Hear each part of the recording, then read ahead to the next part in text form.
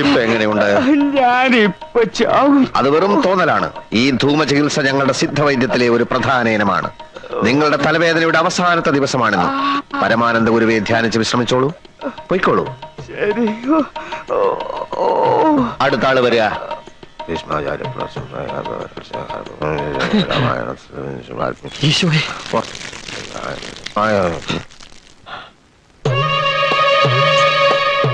ബന്ധങ്ങളുടെ കെട്ടുപാടുകൾ പൊട്ടിച്ചെറിഞ്ഞ് സർവസംഘപരിത്യാഗിയായി ജീവിക്കുന്ന ഒരാളാണ് ഞാൻ. ഇവിടെ വന്ന് എന്റെ സ്വൈര്യം കെടുത്തരുത്. ഞാൻ ബന്ധുവായിട്ടല്ല, രോഗിയായിട്ടാ വന്നിരിക്കുന്നത്. എന്റെ ഇടത് കൈ നിർജീവമാണ്. അങ്ങ് വലിയ സിദ്ധവൈദ്യനാണല്ലോ.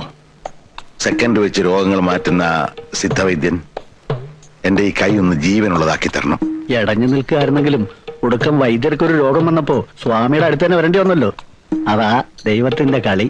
കൈ കുഴഞ്ഞുപോയ ഒരു രോഗിയെ കണ്ടാൽ എനിക്ക് മനസ്സിലാവും പരീക്ഷണത്തിനാണ് വന്നതെങ്കിൽ അത് വേണ്ട. സ്വന്തം കൂടപ്പിറപ്പിന്റെ കഞ്ഞികൂടി മുട്ടിച്ച് നിന്നെ ഒരു പാഠം പഠിപ്പിക്കാൻ തന്നെ വന്നതെന്ന് കൂട്ടിക്കോ. ഓഹോ, അപ്പൊ അതൊക്കെയാണ് രോഗത്തിന്റെ ലക്ഷണങ്ങൾ. നമുക്കിത് നിഷ്പ്രയാസം മാറ്റിക്കളയാം. ആദ്യം എന്റെ ഗുരുവിനെ വന്ദിക്കണം, പിന്നെ എന്നിൽ വിശ്വാസം അർപ്പിക്കണം. എനിക്ക് പൂർണ്ണ വിശ്വാസമാണ്. എങ്കിൽ മിനിറ്റുകൾക്കകം ഈ കൈ വീശി വീശി നിങ്ങൾ ഇവിടുന്ന് തിരിച്ചു പോകും.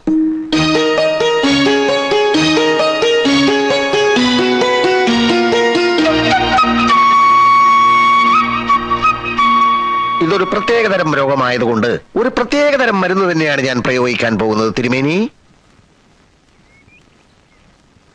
എന്ത് മരുന്നാണാവോ? താങ്കളുടെ അറിവിൽപ്പെടാത്ത എത്രയോ പച്ചമരുന്നുകൾ നമ്മുടെ സഹ്യാദ്രി സാനുക്കളിൽ ഇല്ല എന്നുണ്ടോ? ബ്രഹ്മർഷി പരമാനന്ദ ഗുരുവെ മനസ്സിൽ ധ്യാനിച്ചുകൊണ്ട് കാള കാടി കുടിക്കണ മാതിരി ഒറ്റ വലിക്ക് അങ്ങോട്ട് കുടിച്ചോളൂ. ഇതെന്താണെന്ന് പറഞ്ഞില്ല. അതൊരു രോഗി അറിയേണ്ട കാര്യമല്ല, വിശ്വാസമാണ് പ്രധാനം. പിന്നെ താങ്കൾ ഒരു വൈദ്യൻ കൂടി ആയതുകൊണ്ട് ഞാൻ സത്യം പറയാം. ഇത് ഉമ്മത്തിൻ കായ അരച്ചു കലക്കിയതാണ്. എടാ ദ്രോഹി, ഇരിക്കാനാ പറഞ്ഞത്. ഇവിടെ എന്റെ നിയമമാണ്. മരുന്ന് കുടിക്കൂ. ഉമ്മത്തങ്കായ അരച്ച് കലക്കി കുടിച്ചാൽ ചത്തുപോകുന്ന ആർക്കാണ് അറിഞ്ഞുകൂടാത്തത്? ഉമ്മത്തിൻകായ വിഷമാണെന്ന് എല്ലാവർക്കും അറിയൂ. പക്ഷെ ഈ പ്രത്യേക വാതരോഗത്തിന് ഉമ്മത്തിൻകായ ഔഷധത്തിന്റെ ഫലം ചെയ്യുന്ന പലർക്കും അറിയില്ല. ഓഹോ, എന്നാ തിരുമേനി ഇതിന്നൊരു കവളം കൊണ്ട് കുടിക്കുക. എന്നിട്ട് ഞാൻ കുടിച്ചോളാം. വാതരോഗം ഇല്ലാത്തയാൾ ഇത് കുടിച്ചാൽ അപ്പ തട്ടിപ്പോകും. താങ്കൾക്ക് വാതരോഗമുണ്ടല്ലോ, അതുകൊണ്ട് ധൈര്യമായി കുടിച്ചോളൂ. കഴിക്കൂ.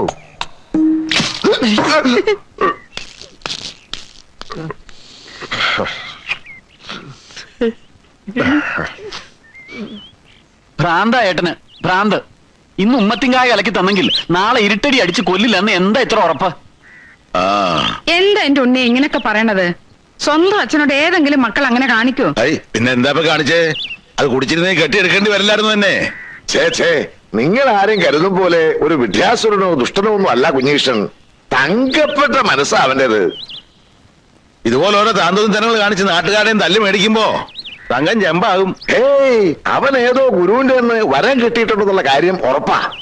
അളിയനാ കള്ളച്ചക്കന് വക്കാലത്തുമായിട്ട് നടക്കുക. കഴിവുകളെ പ്രശംസിക്കാൻ ശിവശേഖരൻ ഒരിക്കലും അമാന്തിച്ചിട്ടില്ല. അതവിടെ നിൽക്കട്ടെ. ഇവിടെ ഇപ്പൊ സംഗതി ഒന്നും ആയിട്ടില്ല. പന്തലുകാരൊക്കെ ഏർപ്പാടാക്കിയതാ. എന്തിന്? കല്യാണം ഇങ്ങനെ അടുത്തില്ലേ? ഏത് കല്യാണം? ഏത് കല്യാണമെന്നോ? ആങ്ങളൊക്കെ ഇത് എന്താ പറ്റിയേ? ഉണ്ണിയുടെ ഇന്ദുവിന്റെയും കല്യാണേ? ഓ, കല്യാണം കല്യാണം മംഗളസുമേ പക്ഷസ്ഥലേ കൗസ്തുഭം ധർമ്മ സംസ്ഥാപനാർത്ഥായ സംഭവാമി യുഗേ യുഗേ. അമ്മാവാ ഓടാ ആങ്ങളെ ഓടി. ശിവശങ്കര പോടോ.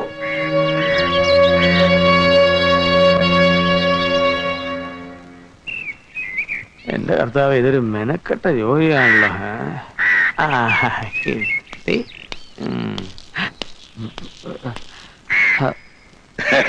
നേരത്തെ തന്നെ ചോദിക്കണമെന്നുണ്ടായിരുന്നു. നമ്മൾ തമ്മിൽ ഇതിനുമുമ്പ് കണ്ടിട്ടുണ്ടോ? നല്ല മുഖപരിചയം തോന്നുന്നു.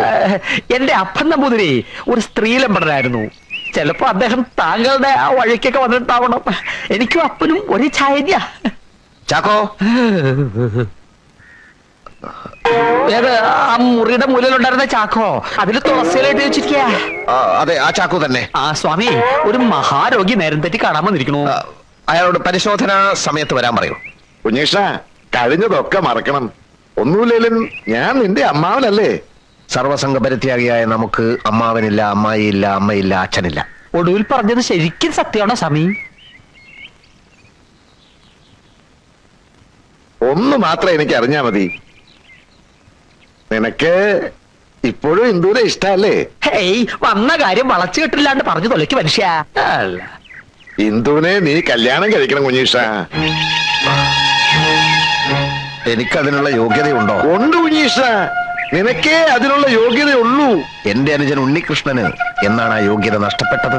എന്തിനാ കുഞ്ഞീഷ എഴുതാപ്പുറം വായിക്കണത്? ആ കഥ കഴിഞ്ഞു എന്ന് വിചാരിച്ചോളൂ. വിചാരിക്കാൻ ബുദ്ധിമുട്ടുണ്ട്. നിങ്ങളൊക്കെ ചേർന്നൊരു വിത്തുപാകുന്നു, അതിന് വെള്ളമൊഴിക്കുന്നു, വളമിടുന്നു. അങ്ങനെ അത് ചെടിയാകുന്നു, മരമാകുന്നു. ആ മരം കായ്ക്കുന്നു, കായ പഴുക്കുന്നു. അതുപോലെ നിങ്ങളുടെയൊക്കെ അധ്വാനത്തിന്റെ പഴമല്ലേ ഉണ്ണികൃഷ്ണൻ? ആ പഴം ഏതോ കാക്കകൾക്കും പട്ടികൾക്കും എറിഞ്ഞു കൊടുത്തിട്ട് ഇപ്പൊ നാണമില്ലാതെ എന്റെ മുമ്പിൽ വന്ന് മൂങ്ങുകയാണല്ലേ? ഭർത്തിന് കൈപ്പിഴ ജന്മസിദ്ധയിലാണല്ലോ കുഞ്ഞീഷ്ണ. കൈപ്പിഴകളെ പറ്റിപ്പോയി, ഒരുപാട് അബദ്ധങ്ങൾ ചെന്ന് ചാടിപ്പോയി. മറക്കണം, പൊറുക്കണം. ഈ അമ്മാവനെ നീ ഒന്ന് സഹായിക്കണം. എന്റെ മകൾക്ക് നീ അല്ലാതെ ആരുമില്ല കുഞ്ഞീഷ്ണ. എല്ലാം തീരുമാനിച്ചുറപ്പിച്ച് കല്യാണത്തിനുള്ള സദ്യ വരെ ഒരുക്കിയിട്ട് മുടങ്ങിപ്പോയതല്ലേ ഇവള് ഉണ്ണിയും തമ്മിലുള്ള കല്യാണം? അതേടി, അത് മുടക്കിയ ദൈവമായിട്ടാണ് ഞാൻ കരുതുന്നത്. അല്ലെങ്കിൽ പിന്നെ അത് മുടങ്ങേണ്ട വല്ല കാര്യമുണ്ടോ? നിനക്കറിയില്ല, കോടിക്കണക്കിന് ആ കുഞ്ഞീഷിന്റെ ആസ്തി. സ്വന്തമായിട്ട് ഒരു വിമാനം വാങ്ങാൻ പോകുന്നു. കേസില്ലാത്ത ആ പീറ ഡോക്ടറെ കെട്ടിയ ഇവക്ക് ഇത് വല്ലതും സ്വപ്നം കാണാൻ പറ്റുമോ? അപ്പോ സ്വന്തം മോൾ ഇഷ്ടമല്ലേ നിങ്ങൾക്ക് വലുത്? ഈ കാര്യത്തിലല്ല. ഇവള് പറയാണ്, അച്ഛാ എനിക്കൊരു ചുവന്ന പാവാട വേണം, ഞാൻ വാങ്ങിക്കൊടുക്കും. കറുത്ത കരിവള വേണം, ഞാൻ വാങ്ങിക്കൊടുക്കും. പക്ഷേ കാശിന് ഗതിയില്ലാത്ത ഒരുത്തരെ ഭർത്താവായി വേണമെന്ന് പറഞ്ഞാൽ ഞാനതിന് കൂട്ടു നിൽക്കില്ല. ഈ ശിവശങ്കരനായ ലോകം കണ്ടവനാ.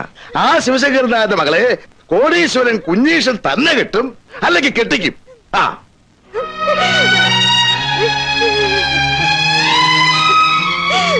മോള് വിഷമിക്കാതെ.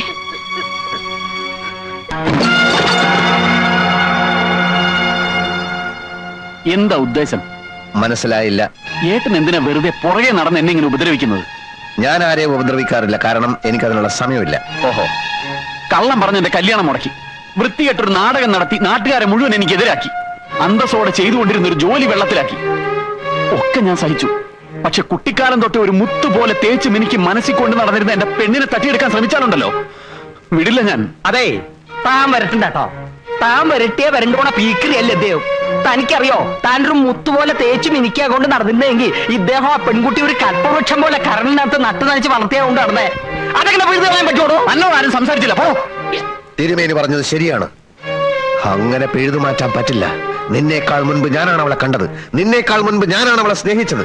അമ്മായിയുടെ അന്ത്യാഭിലാഷം നിന്നേക്കാൾ മുൻപ് ജനിച്ച ഞാൻ അവളെ കെട്ടണമെന്നായിരുന്നു. അമ്മായി അങ്ങനെ പറഞ്ഞു എന്നുള്ളതിന് യാതൊരു തെളിവില്ല. അഥവാ അങ്ങനെ പറഞ്ഞിട്ടുണ്ടെങ്കിൽ തന്നെ വല്ല ബോധക്കേട് കൊണ്ട് പറഞ്ഞതായിരിക്കും. അവൾ എന്റെ പെണ്ണ, അവളെ ഞാൻ തന്നെ കിട്ടും. നീ കേട്ടില്ല. ഈ ജന്മം നിനക്കതിന് സാധിക്കില്ല. അതിനുള്ള കരുക്കൾ ഞാൻ നീക്കിക്കഴിഞ്ഞു. വെരി സോറി അനിയ, വെരി സോറി. ഓഹോ, അപ്പൊ വാശിയാണോ? വാശിയാണ്. വാശിയുടെ കാര്യത്തിൽ ഞാൻ ഒട്ടും പുറയിലല്ല. നിനക്ക് ചുണയുണ്ടേ, നീ ചെന്ന് കെട്ടടാ. അപ്പൊ അവസാന തീരുമാനം എടുത്തു കഴിഞ്ഞു. എന്നാ കാണാം. ഓ, കാണാം. നിൽക്കൂ. അടിക്കടി വഴക്കിന് വരാണ്ടിരിക്കണാണ് ആരോഗ്യത്തിന് നല്ലത്. നല്ലൊരു തടിയുണ്ടല്ലോ, അത് കേടാക്കണോ? ഇപ്പൊ ഇതിരിക്കട്ടെ, സമയം വരും. അപ്പൊ താൻ തന്നെ തന്റെ ഗുരുവിന് കൊടുത്തേക്ക്. നൊന്തോ? ലേശം. നേരത്തെ ഒരു ചില്ലറ ബാക്കിയുണ്ട്. ഇല്ലെന്ന് പറഞ്ഞില്ല, എല്ലാം കൂടെ നാളെ തന്നേക്കാം. നമ്മുടെ ശിവശങ്കരൻ ഇപ്പൊ ഈ വഴി ബാലിന്റെ ചായക്കടയിലുണ്ട്. ശിവശങ്കര, ശിവശങ്കര അവിടെ നിക്ക. ശിവശങ്കര,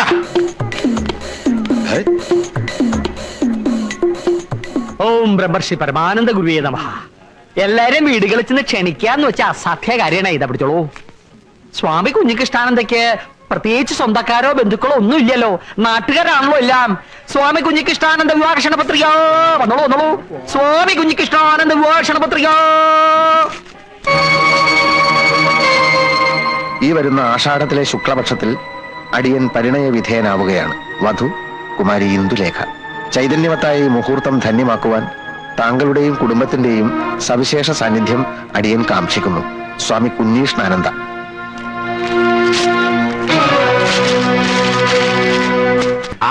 ഇങ്ങോട്ട് വരൂ. ഇതാണ് നോൻ പറഞ്ഞ മുത്തുപട്ടര്, കൽപ്പാത്തിക്കാരനാ. ഇത്രയും കേമായിട്ട് സദ്യ ഒരുക്കുന്ന ഒരാൾ ഈ ഭൂമി മലയാളത്തിൽ ഇല്ല. ഇനിയോട്ട് ജനിക്കാനും പോണില്ല. ഒക്കെ കേമാവണം. ഒരേ ഒരു മോളാ, ഈ വീട്ടിൽ ഇനി വേറൊരു കല്യാണം നടക്കാനില്ല. എല്ലാം കേമാക്കിക്കളയോ. ആ പായസം 3 വിധത്തിലായിക്കോട്ടെ. അട, പരിപ്പ്, സേമ്യ. ഇത്രയും കേമായിട്ടൊരു സദ്യ ഈ പ്രദേശത്തിൽ ആദ്യം ആവണം. എന്നാ എന്താച്ചാ നോക്കോളൂ, അഭിപ്രായമാണ് കേക്കണ്ട. മാധവമിത്രി വരുന്നുണ്ട്, കുഴപ്പാവോ?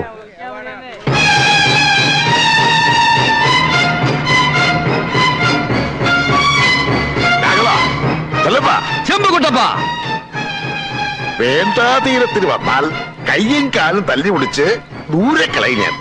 ഈ ഇളം പ്രായത്തിൽ ചാവാൻ തന്നെ തീരുമാനിച്ചിട്ടുള്ള വരവാണല്ലോ ഇത്.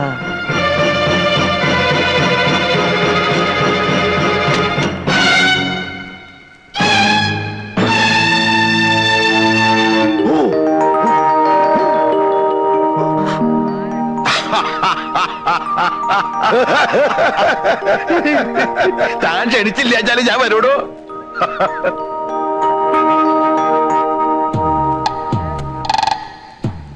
ആരുടെ കല്യാണം നടക്കണേ?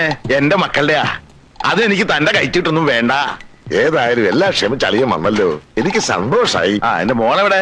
അവൾ ഇത്തിരി വിഷമത്തിലാ. ആ. ഞാൻ പറഞ്ഞു മടുത്തു. ഇത് തല്ലാനും കൊല്ലാനൊന്നും എന്നെ കൊണ്ട് വയ്യ. വിഡ്ഢിത്തം പറയാടോ. തല്ലിയും കൊല്ലുന്നല്ല വേണ്ടത്. അനുനയപൂർവ്വം കാര്യങ്ങൾ പറഞ്ഞ് സമാധാനിപ്പിക്കാം. ഞാൻ അവളെ ഒന്ന് കാണട്ടെ.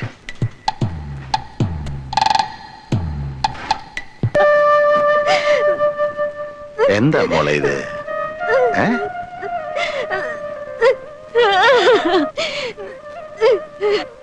അങ്ങ് പുറത്തേക്ക് മാറി നിൽക്കുക. ഞാൻ എന്റെ മോളെ കാര്യങ്ങൾ പറഞ്ഞ് മനസ്സിലാക്കിക്കോളാം.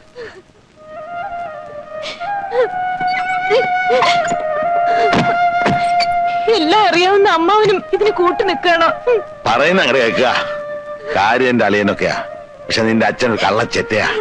4 പണം കിട്ടുമെന്ന് അറിഞ്ഞാ അവൻ എന്തിനും മടിക്കില്ല. മുള്ളിനെ മുള്ളുകൊണ്ട് എടുക്കണമെന്ന് കേട്ടിട്ടില്ലേ നീ? പറ്റിയ ഒരു മുള്ളുമായിട്ടാ ഞാനിപ്പോ വന്നിരിക്കണേ. നിനക്ക് അവന്റെ കൂടെ ജീവിക്കണ്ടേ? ഉണ്ണിയുടെ കൂടെ. നിന്റെ അച്ഛന്റെ അരിക്കല് നേരാമണ്ണം നിന്നാൽ അതൊരിക്കലും നടക്കില്ല. ഒരു സ്വല്പം കുരുട്ട് ബുദ്ധി ഉപയോഗിക്കണം. ധൈര്യമുണ്ടോ നിനക്ക്? ഇന്ന് രാത്രി ഇവിടുന്ന് പുറത്തിയാടണം. എന്നിട്ട് എത്രയും പെട്ടെന്ന് സ്ഥലം വിടണം. അതിനുള്ള എല്ലാ ഏർപ്പാടുകളും ചെയ്തു വെച്ചിട്ടാ ഞാൻ വന്നിരിക്കണേ. ആവൂ, ഒരു യുദ്ധം ഉണ്ടാവുമെന്ന് കരുതി. പക്ഷേ അളിയൻ വെള്ളക്കൊടി വീശി. ഈശ്വര, സർവമംഗള സമ്പൂർണം സൗമ്യം കല്യാണഭൂഷണം. സ്വർണ്ണ പാത്രസ്യ ക്ഷീരസ്യ പാഷാണം ബഹുമാരകം. മനസ്സിലായില്ല.